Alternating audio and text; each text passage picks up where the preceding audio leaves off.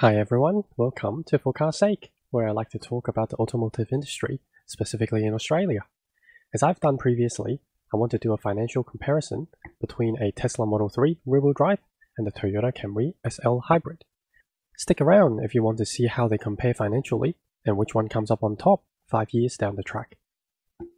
This generation of Camry is getting close to the end of its life cycle, as it launched back in September 2017 locally, with a new one likely to come in 2024.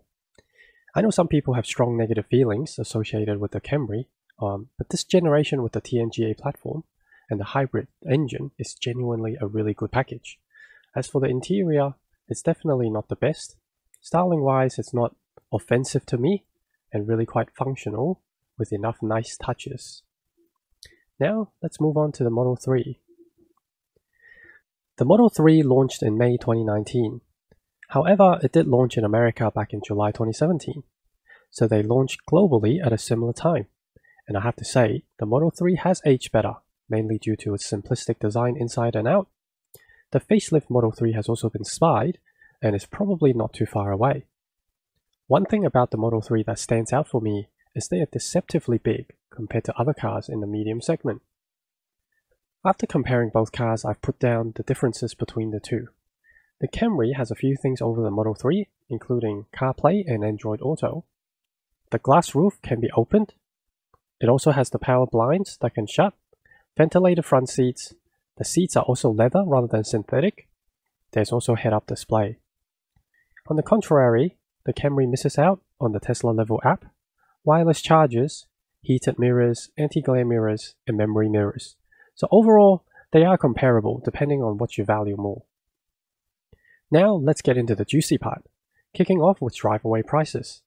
The Camry SL Hybrid is $53,457 versus the Model 3 rear-wheel drive, $69,893 drive-away. This equates to a pretty significant difference of $16,436. But how do they compare in ownership? Starting off with servicing.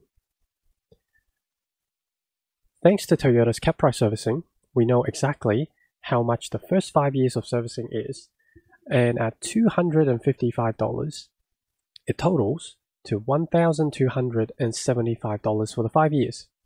In comparison, there isn't any scheduled servicing for the Model 3, but I've allowed just $50 a year for anything like wheel alignment or balancing or cabin filter or whatever it might be. Hope that's fair. That totals to $250 for the 5 years. The next thing that I looked into was registration, ZLEV road user charge in Victoria, and yearly insurance as per follow. I used the same assumption for both cars in insurance.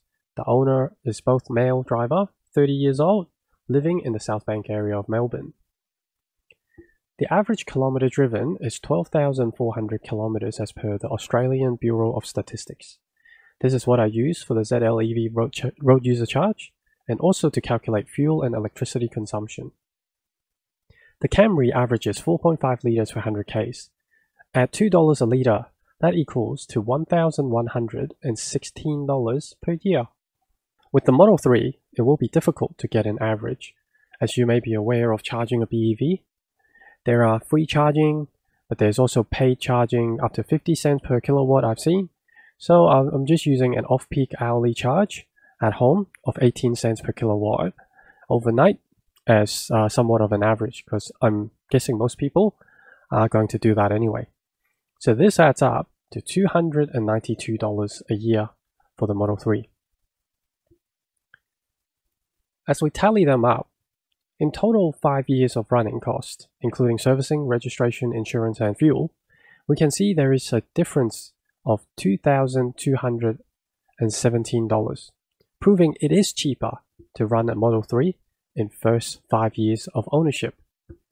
But we need to keep in mind there is a price difference between the two cars to begin with. So take away the difference in drive away, total 5 years ownership difference, and I've also allowed the $3,000 government subsidy, you are still $11,219 behind should you buy the Tesla. As for depreciation, based on Red Book, the Camry Hybrid also has a lower depreciation versus the Model 3. In another recent video I did, I also looked into the depreciation between BEV and ICE, where I concluded that unless we have drastic restrictions on ICE vehicles locally, hybrids will have a lower depreciation than similar BEVs.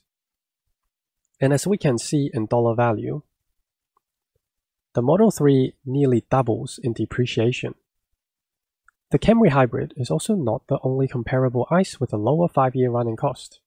As we can see, the Mazda 6 wagon, Mazda 6 sedan, and even the Honda Accord Hybrid all ends up around $4,000 ahead. However, according to Redbook, you are likely to take a bigger hit in depreciation with these three cars. Keeping in mind though, another thing that I wanted to point out, in the case of the Mazda 6, you are getting quite a bit more spec versus the Model 3.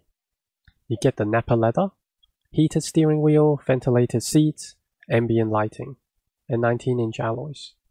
In conclusion, if the next Camry is priced similar to the current one, personally I think that would be my choice and potentially save myself up to $22,000 versus the Model 3.